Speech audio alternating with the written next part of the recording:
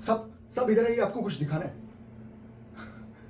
साहब, वो जो दूर घाटी में बस्ती देख रहे हैं ना साहब, वही अपुन का घर था। अपुन का बाप चाय के बागानों में काम किया करता था साहब। बड़ा ही हंसमुख आदमी था अपुन का बाप। और साहब, वर्कर लोग बहुत इज्जत किया करते थे अपुन के बाप की, क्योंकि साहब अपुन का बाप जो है ना, वो यूनियन का बड़ा लीडर था। और सच में ना साहब, अपुन के बाप से अपुन को तो बहुत मोहब्बत मिली है साहब। और वो जो पेड़ देख रहे हैं ना साहब, छोटा सा, उस पेड़ पर मोटी रस्सी का एक झूला बनाया हुआ था मेरे बाप ने, अपुन के लिए साहब, अपुन के लिए। अपुन को उस झूले पर बिठाकर ऐसे जोरदार पेंगे दिया करता था, ऐसे जोरदार पेंगे दिया करता था कि झूला और ऊपर साए साए साए। और साहब, वो झूला जब नीचे आता तो पेट में कैसा लगता है ना साहब। वो भी क्या दिन थे। और फिर एक रोज पुलिस आई और अपुन के बाप को पकड़ के ले गई। और साहब, अपुन की मां भी अपुन को छोड़ के चली गई।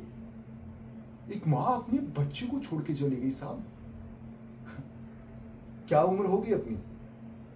अपुन इतना सारा होगा क्या, इतना सा। अपुन रोता रहा, बिलखता रहा, लेकिन मजाल है अपुन को किसी ने पानी के लिए भी पूछा हो। कोई नहीं पूछता साहब। साहब, फिर रात रात हुई तो भूख लगी। और साहब, जब भूख लगती है तो ऐसा लगता है कि पेट के अंदर कोई जानवर है जो अपने बच्चों से, अपने दांतों से अंदर ही अंदर नोच रहा हो। अरे इंसान पागल हो जाता है साहब। और फिर मैंने देखा कि ये तो वही पेड़ है जहां अपुन का बाप अपुन को झूला झुलाया करता था।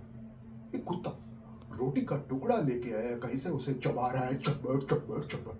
साहब, अपुन ने उठाया पत्थर और दे मारा उस कुत्ते को। कुत्ता रोटी लेके भागा, अपुन उसके पीछे भागा, कुत्ता आगे भागा और भागते भागते कुत्ते के मुंह से रोटी नीचे गिरी और लपक करके।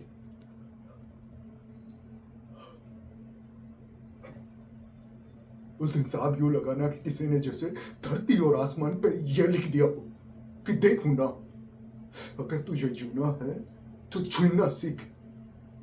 देख मुन्ना, अगर तुझे जीना है तो मरना सीख।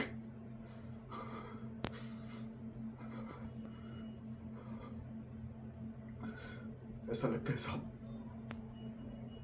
ऐसा लगता है। आइए साहब, चलते।